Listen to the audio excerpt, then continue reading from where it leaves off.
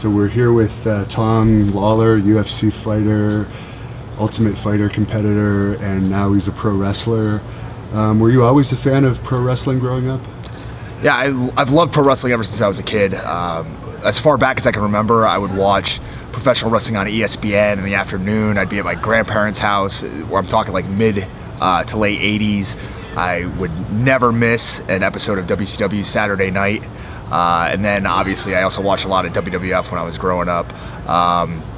So I've been a pro wrestling fan my entire life. In 2005 and 2006, I started training and I worked the Indies in Florida for a few years before transitioning to MMA when things, essentially they didn't go my way. I was a little bit impatient and took the mixed martial arts route. So you did have a WWE tryout before you went into MMA, is that right? Yeah, I had a week-long tryout at Deep South.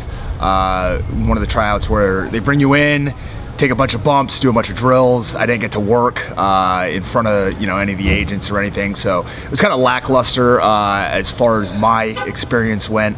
I guess I was expecting more, and just the way that I was treated, or not even treated in a way, just kind of put by the wayside. Kind of in my head, I thought, okay, I can go to mixed martial arts and I have more control over my career there, which, as I found out, it's not necessarily the case because it's all professional wrestling. Was it Bill DeMott in charge of that tryout in Deep South? Bill DeMott was the trainer.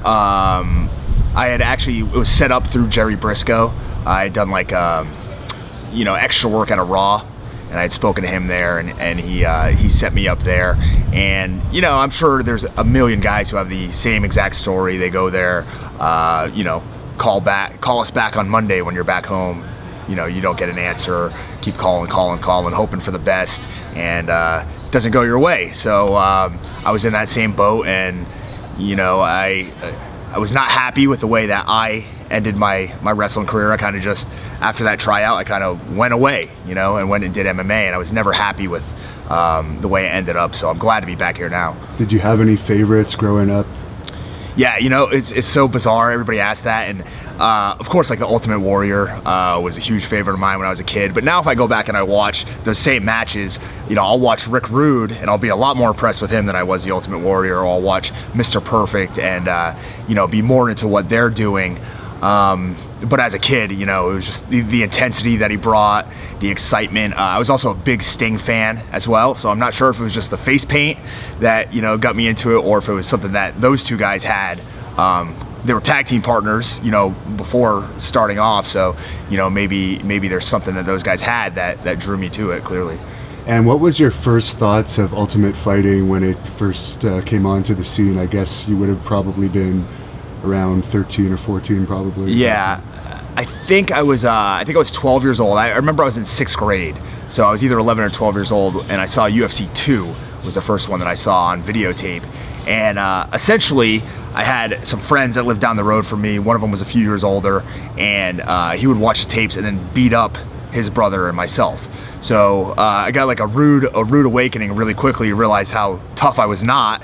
But I just kept watching it. After I saw UFC 2, I stayed with it, kept watching it. I remember I ordered the UFC with Ken Shamrock versus Hoist Gracie when they had a super fight. And I think that was UFC 5 or something like that. So I was, 13, 14 years old and actively trying to watch these pay-per-views then. So, professional wrestling and MMA have been pretty much lifelong loves. And speaking of Shamrock, he had a controversial fight a couple years ago against Kimbo Slice. Yeah. A lot of people believe that could have been fixed. What's your opinion on that? I think Ken Shamrock's just old. I think I don't know exactly what his age was in that fight, but he's had a lot of wear and tear on his body as well. It's not only just his age, but all the punishment that he's taken through the years, not only in his fights, which he got beat up in some of his fights, but also through the years training. He did years of professional wrestling before he fought in Pancrase, and then went back to professional wrestling and put even more of a beating on his body. So I think it's more the case of just he had nothing left in the tank. And he was actually supposed to have a rematch, the rubber match against Dan Severn last year, but unfortunately, due to some issues with the commissions, that match never happened. In your opinion, who would have won that fight? I I actually wrestled Dan Severn like 2 months ago, maybe 3 months ago, and he came in on a day's notice, and he was able to go out there for about 10 minutes and 8 to 10 minutes and do some work. So based on what I saw in there, I think I'd have to go with Dan Severn over Shamrock at this point. But. And we recently did a shoot interview with Gary Goodridge, and I'm just wondering what your opinion of him is. Yeah, Gary Goodridge is, he's one of the early pioneers, especially if you're talking about Canadian mixed martial arts. And he came from a time when it was like people really had no clue what was going on in the UFC. He showed up at a gym, from what I understand, kind of beat up the guys at that gym, and they had a guy who was going to be in the UFC, and they said, well, we want you to represent us instead. And he had, a phenomenal career, but his career was built around a lot of, head trauma, taking blows to the head, obviously delivering big shots himself. But he's kind of a cautionary tale for a lot of fighters now. You look at some of the guys who are, at the tail end of their careers or have, finished their careers, like Gary Goodridge, Don Fry, and you see, some definite signs of deterioration when it comes to, their thought process and their mind and their mental acumen. So it's kind of scary in a lot of ways, but Gary Goodridge is, he's one of the people who's out there trying to, promote awareness for the fighters as far as concussions and that sort of thing goes. So, more power to him. I think all the fighters in the future are probably going to owe him, a debt of gratitude. So you were obviously an amateur wrestler. I believe you were numerous time national champion in your college division. Yeah. So what path did you take to get into MMA? I guess my entire life, even when I was amateur wrestling, in the back of my mind, I wanted to do professional wrestling and mixed martial arts. It wasn't like amateur wrestling was the means to an end. It wasn't the end goal itself. So even when I would practice techniques, I was thinking, okay, this is going to be something I can use in the future if I'm in a mixed martial arts fight, or, it'll help me legitimize myself in the pro wrestling ring.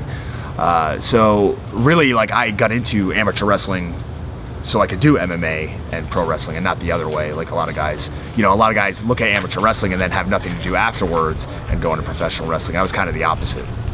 So what would be the main differences as far as nerves go for your professional wrestling matches to your early MMA matches? Mixed martial arts fights, to a certain degree, they're not stressful because you're in control. Like I've learned this over the years. As I get older and older, I can kind of step back and evaluate myself more. And I've learned, or I've figured out, that I'm kind of a control freak in a way. So if I go corner a fighter, or I'm just simply watching a fight and it's somebody I train with, I'm losing it in the corner. I'm freaking out. But if it's me that has to go out there, it's no big deal. I'm the one that's in control of at least 50% of what's going on, and I'm okay with that. Professional wrestling, you're in control of what you're doing, you're somewhat in control of what your opponent's doing, but you have virtually no control over the crowd, and that's really the hardest part. That's really what you have to get. You have to make a connection with the crowd. You have to, build a storyline in their minds, and in MMA, you don't have to do that. I know if I did a good job based on a win or a loss. Professional wrestling, it's not always that cut and dry. You could have a match where you go out and win a title, but it could be an awful match and the crowd could absolutely hate it. And, in the same case, you could go out there and lose in the opening match and the crowd absolutely loves it. So mentally, it's more stressful after the fact, pro wrestling. But all the training leading up to a fight really runs you down pretty bad. And how did you end up joining the cast of The Ultimate Fighter 8? Luckily, in 2008, I believe, is when I won The Ultimate Fighter. At that point, mixed martial arts was very different than it is now. It's a lot more popular now. There's a lot more people trying to get actively involved. That people see money in it, so they gravitate towards it. Back then, in 2008, it was kind of still really a niche sport. It was starting to grow, and it was projected to have a lot of growth. But I essentially just sent in a video. There's a lot of people that go through tryouts. I'm smart enough to know if you go to the tryout, you don't know who you're going to get matched up with. So you could go to the tryout and end up taking on John Jones in the first round, and nobody knows who he is. He destroys you, and you never get another shot because Dana White saw you go out there and get beat up in that tryout. So luckily, I sent in a video trying to display a little bit of personality, something different than most of the guys were doing, and the production team picked up on that and brought me in. So basically I played to the female crowd in my intro video. So What was your first meeting with Dana White like? everybody asks about Dana White, and Dana White's pretty much kind of like a hands-off guy as far as most of the I would say the mid to undercard fighters go, unless you are one of the top guys on the food chain, whether you're one of the champions, you're contending for a title, or you're in a big fight getting pay-per-view points. That's when you deal with Dana White. But on a day-to-day basis, or for most of the fighters who are either just in their division, or even 5 through 15 ranked in the division, a lot of those fighters just deal with the matchmakers, which now is Sean Shelby and Mick Maynard. So they're really the first point of contact. And what was Frank Muir like as a coach and as a person? Frank Muir is a very interesting guy. Not much of a coach. I think he would probably agree with that. He brought in his coaching staff and was kind of really hands-off, laissez-faire in a way. So he had Demian Maia there, who is phenomenal, one of the best grapplers in the world. So I thank him for bringing him in, and he also had his striking coach and some other strength and conditioning coaches come in. But he wasn't much of a coach, and he wasn't there to make bones about it. He was living at home. He was living a family life day to day. The coaches for the other team were just on vacation in Vegas. So I think it was a different situation for him. But I will say that I am absolutely 100% deathly afraid of the guy, because he is one of the most dangerous, human beings going as far as submissions. He can knock you out, but he also always has knives, guns, like a litany of weapons on him. So it's not somebody I would take lightly. And you won in spectacular fashion in UFC 100 in about 55 seconds as an underdog. Was that one of the highlights of your UFC career? Yeah, if I had to go back and pick like a definite highlight, I think the submission over CB Dalloway at UFC 100 would probably be one that I'd have to put at the top of the list, simply because of the magnitude of the event. I was lucky enough to win a bonus on that show, and that was the record up until then, so I got a $100,000 bonus on top of my pay, which was pretty measly. So it was a very memorable night for me. And people always have the impression that UFC fighters make huge amounts of money no matter where they are on the card, but they don't understand that some of that goes to management and coaching. Can you give us some type of idea of what like a lower card fighter, I'm not saying you're a lower card fighter, but just like one of the lower card fighters could make as compared to the upper card fighters? Obviously there's probably a huge difference. Yeah, there's a big difference, and it doesn't necessarily depend on your status or how many wins you have. Sometimes guys will get bigger contracts coming off of one big win and a few losses before that. So it's kind of a crapshoot as far as how the promotion views you. What was the question again? Sorry. But you're not making millions, no matter where you are on the card. Like for instance, a opening match guy could get $6,000 for a fight and have to give a lot of that to his management team. Yeah, the UFC now has, I think they've settled into a situation where their first initial contracts are $10,000 and $10,000. So it's $10,000 a show, $10,000 a win, which you can make $20,000 if you want to fight, which sounds great. You're probably going to fight maybe tops 3 times a year on a contract like that, so you can make $60,000, which if you train an entire year and you make $60,000, it starts sounding a little bit less enticing than $20,000 for one fight does. As far as management fees, usually you're looking at 10 or 20% right off the top. So if we're talking 20% of your $10,000 purse, that's $4,000 right off the bat. The UFC will fly out one corner person and yourself to an event. So God forbid you have to fight on an overseas event, you may have to purchase an extra plane ticket for $1,000, $2,000 for a corner man.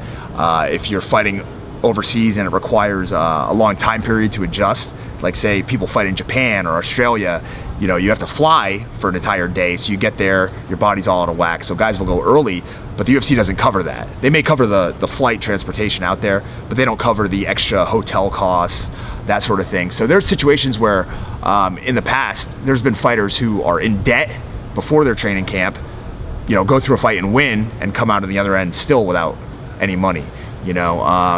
It's very similar to boxing in the fact that there's a lot of money to be made at the top, and there's just not as much at the bottom. The general public thinks that if you're on TV, you're making a lot of money, and that's just not the case. And speaking of boxing, you've done an impression of Conor McGregor before at a weigh-in that UFC posted on their YouTube channel, has a lot of hits. What's your opinion on that upcoming fight between McGregor and Mayweather? Mayweather has to beat him, right? Mayweather has to beat Conor McGregor, I would think. Everybody points at like Mayweather's age, I guess, is a factor, or the fact that he hasn't fought in 2 years.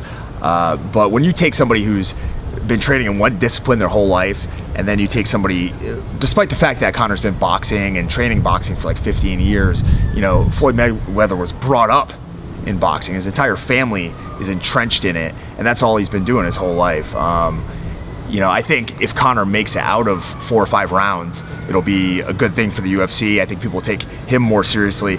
But I also think that they kind of see the writing on the wall. If you followed along with Paulie Malignaggi and Conor McGregor, they have some sort of, I don't know if they're running an angle or what they're doing, but it seems like they're setting themselves up for another boxing match in the future. So, I think Conor's smart enough to realize he's probably not going to win this fight, but he can parlay it into making even more money outside of the UFC than he can inside. Would it be to Conor's benefit to cheat? There's a provision, I believe, in there, like he gets in really bad trouble if he shoots or throws a leg kick. But my guess would be that he's going to try to use kind of like some of the unorthodox things, like a lot of clinching, hitting kind of like a short clinch and then hitting on the break, stuff that's not really seen in boxing, to try to get under Mayweather's skin and force him to start attacking him because he's more of a counter fighter. But I think Mayweather will win. He has to, right? I think. And you had a big win over Patrick Cote at UFC 121. We're in Montreal right now, so I was just wanted to ask you your thoughts on that fight and your opinion of the TriStar team in general. I've been fortunate or unfortunate enough to, I think, fight 4 Canadians in my UFC tenure and split the wins and losses 2-2. So beating Patrick Cote was a huge deal because obviously he's a guy that is well known in Montreal and does the French color commentary for the UFC. He had fought for the light heavyweight title in the past, fought for the middleweight title. Had been around forever, one of the pioneers of Canadian MMA. So getting a win over him was a huge boost to my own confidence.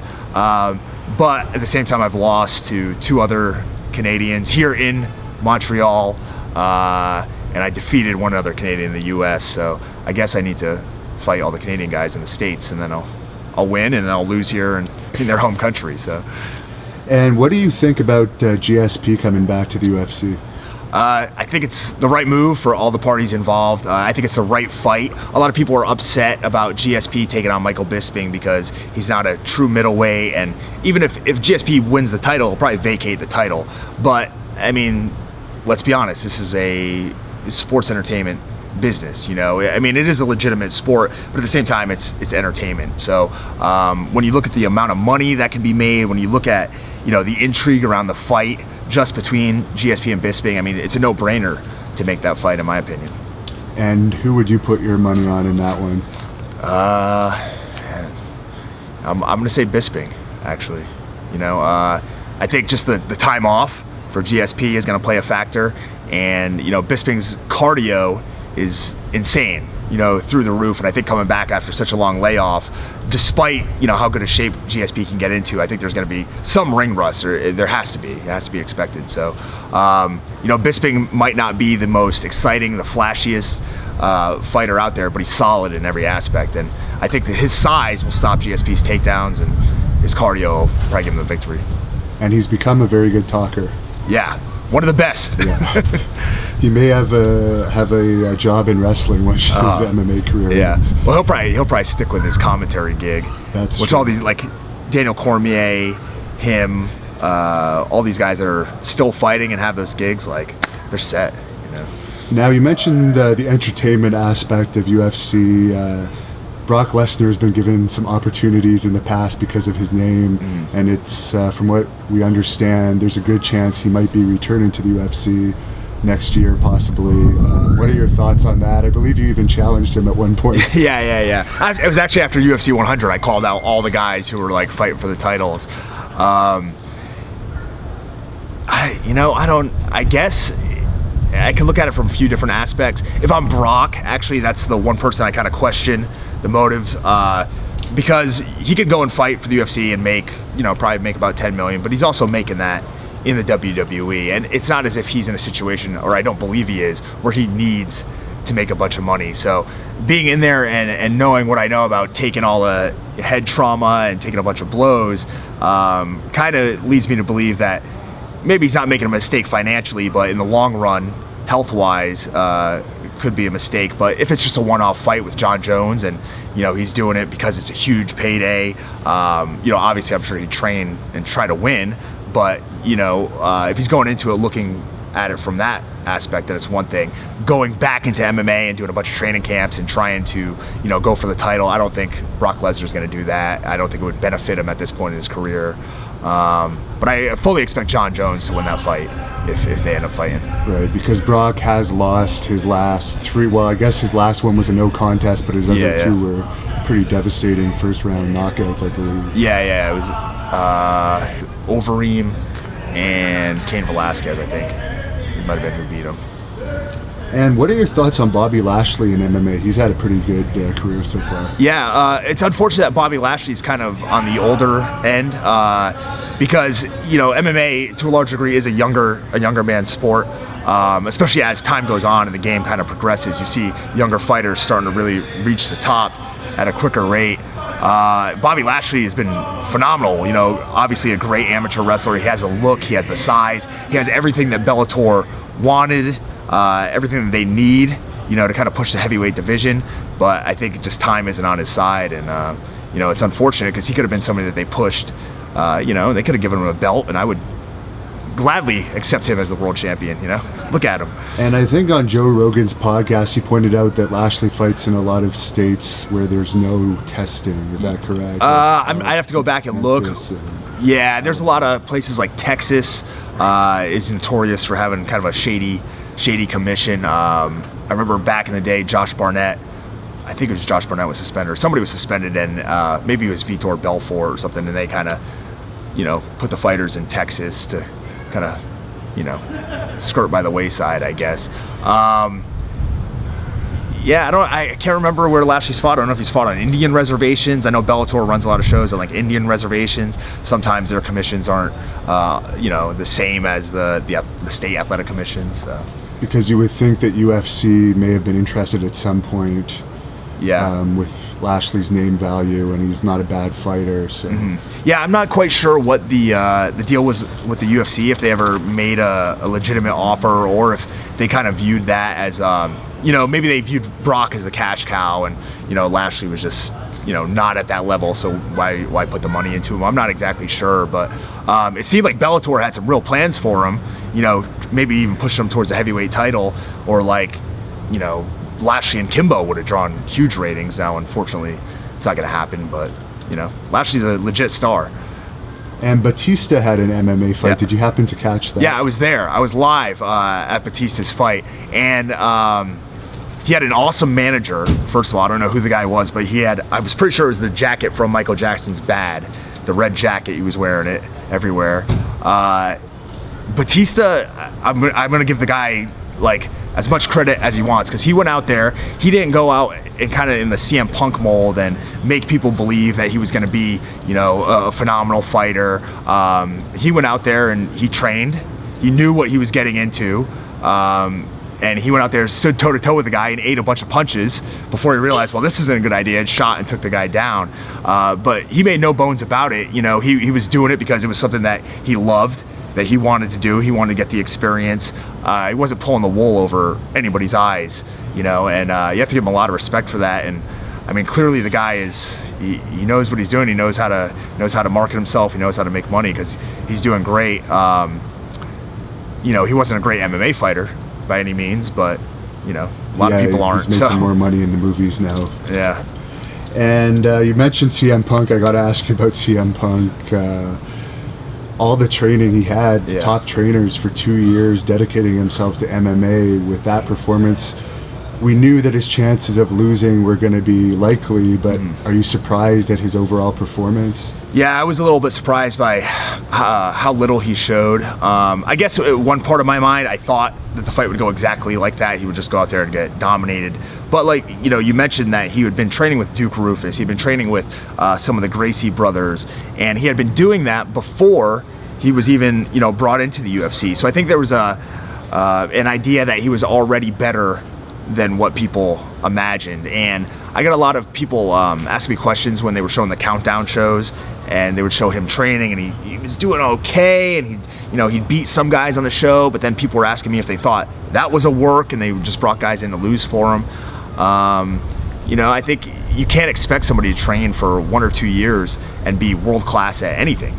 It's just not going to happen. And especially somebody who's coming from a situation where they didn't have like an athletic background. From what I understand, it wasn't as if Punk hadn't competed in mixed martial arts or wrestling or anything like that. He hadn't competed, in soccer and basketball or anything of that. He had done professional wrestling. So to try to put somebody into a mindset where they have to now win, against all costs, or that's the main goal, and they've never done that before, you can't expect somebody to come out the winner in a high pressure situation like that. Now he has, I believe, another 1 or 2 fights on his contract. Do you think it's likely that those matches are going to happen? They keep going back and forth. It seems like one week Dana White's saying, they're looking for a fight for Punk, and then the next week it's that there's nothing on the horizon. I think really the big issue is that if the UFC cuts him or lets him go, that Bellator or somebody else would scoop him up and sign him. And I think that's really the biggest problem that they have with letting him go. I think he's doing some reality show or something right now as well, and he's representing the UFC on it. So I don't know if they're going to push him in that avenue or what. Now, as someone that loves wrestling and is a wrestler too, how do you think that makes the wrestling business look? Because there are some tough people in wrestling, but here's a multiple-time world champion just getting his ass handed to him by a relative unknown. Yeah, it's tough, especially, here in 2017, we know that they're not the same thing. Your professional wrestling acumen doesn't necessarily translate to MMA, and vice versa. You could be a great MMA fighter, be an absolutely terrible wrestler. We've seen that happen as well. So they're not correlated, directly in any sense. But it does. I think it makes the UFC look bad, or I'm sorry, not the UFC, but it makes wrestling look bad in a way, because he was a champion over multiple promotions. He was really well known to a lot of people, and then to come in and lose like that, I guess it looks bad, but I don't know that there was a huge backlash. I think the fact that he was out of wrestling for a few years kind of helped with that as well. He had been not forgotten, but out of the limelight. So. And what did you think of, at the end of the fight, the words that CM Punk said to his opponent? It seemed very bizarre. Yeah. I'm not quite sure about getting your ass beat and then giving the guy advice, right after. It seems like a way to almost put yourself over, I guess, get yourself over in the eyes of the fans. Like, you're the bigger star, but he was passing the torch to him. But it really wasn't his time or place, to do that. It's not a professional wrestling contest, I don't know. I wasn't in there in this situation, so it's easy to cast doubt afterwards, but not my cup of tea. And Rhonda Rousey, there's also rumors that UFC might be trying to bring her back in to try and regenerate some interest. Do you think that'd be a wise decision, or do you think she's pretty much finished now? If you look at the response that she got at WrestleMania a few years ago in San Francisco, you'd have to think, despite the fact that she's lost a few fights, that the crowd would go crazy. And I think she'd get really big. Like, she'll get a really big initial pop, but I think it'll kind of fizzle out after a while. If she would have struck when the iron was hot right after that WrestleMania angle, who knows? She may not have gone back to fighting. She might have been through the roof as a superstar right now, doing a lot of movies and stuff, but she lost that fight. Seems like a lot of the movie deals went away, and she's relatively cold right now, where even a year and a half ago she was still a hot commodity. So unfortunately, I think she's just it's going to be a situation where it's just bad timing for, I'm sure that initial match will get a lot of publicity, but after that, I don't think it's going to go anywhere.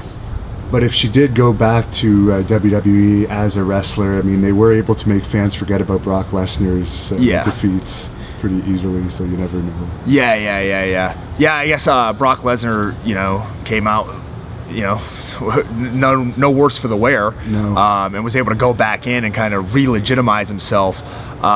So that's they have washed away that bad taste of his defeats. And later next year, you'll be eligible to return to the UFC. Do you think, at your age right now, you're still fairly young for pro wrestling? I mean, you could have maybe a 10-year career in wrestling, maybe 5 years in MMA. What do you think your future's going to lean towards more? If you would have asked me a few years ago, I thought for sure I would be done by the age of 35. I would be done fighting. There's no way my body could keep up with it. Over the past 5 years, I've had a couple situations where I had a reconstructive knee surgery, so that took me out for a couple years, and really it kind of like saved my body in a way, because I wasn't in training camp for 2 years. I wasn't taking a beating like I was then, but I don't know. There's no telling. The UFC holds my contract, so to a certain extent, it's up to them. My plan right now is to go back to fighting, because I mean the money is just too ridiculous for me to pass up compared to what other options I have. So I've kind of in the back of my mind, I've accepted the fact that come next October 2018, I'll probably go back to MMA. If I could schedule a match the night before I fight, the night before I'm eligible, and then go in and fight the very next night, I would do that 100%. If I can find a situation, and there's opportunities outside of WWE, which most people think is the only place that you could be a full-time professional wrestler. There are other opportunities. There's Ring of Honor, there's GFW, there's New Japan, there's and even on the indies in Europe and other places, there's a lot of money floating around. So people can make a living. I'm just not sure that it's as stable as my future UFC career will be. And however, if I go back and I lose one fight, maybe I'm gone and I have to go right back to pro wrestling. So right, but that's not going to happen. Not planning on it. I've got 2 years to train for a fight, so hopefully that's long enough to win one. Who are you training with now in MMA? I train at a place called Syndicate Mixed Martial Arts in Vegas. We have, I want to say, 5, 6, 7 guys signed to the UFC. Right now, a lot of them are on the larger side. So myself, there's another guy, Khalil Roundtree. There's a lot of younger guys who have just made it to the UFC. Another guy, Julian Marquez, who had a big knockout that was on ESPN last week on the Dana White Tuesday night show that they have. So I coach there at the gym. I'm an assistant coach as well. But we've got, a lot of really talented fighters. Roxanne Modafferi is one of the top female fighters in the world, and she's on this upcoming season of The Ultimate Fighter, fighting for the 125 world title on the show. So hopefully she makes it to the finals, or wins that belt and brings even more people to the gym. And you mentioned you're a coach. If you could give one piece of advice to a fighter, what would that piece of advice be? Yeah, if I could give one piece of advice to fighters, wrestlers, anything, it's you have to be patient. Everything moves so quickly, and you're thinking in your mind that you have these goals that you want to reach, or you want to be in the UFC by the time I'm 21. I want to be in the WWE by the time I'm 22, 23, and things always don't work out the way that you want them to. But perhaps they, do always work out for the best. Really, in a lot of situations, you end up exactly where you should be at the end of the day. So you're dealing with younger fighters. I think really the biggest thing is that they're just impatient, and I dealt with that a lot myself. So I can kind of, I can associate with that mindset. And finally, to any fans watching this, where could they follow you on social media? Hey, you can check me out on Twitter and Instagram at Filthy Tom Lawlor. And that's pretty much it. I kind of stay off Facebook. I try to stay hidden from the real world. So check me out on Instagram and Twitter. Excellent. Is there any message you want to say to your fans to close this off? Put me on the spot. I got nothing.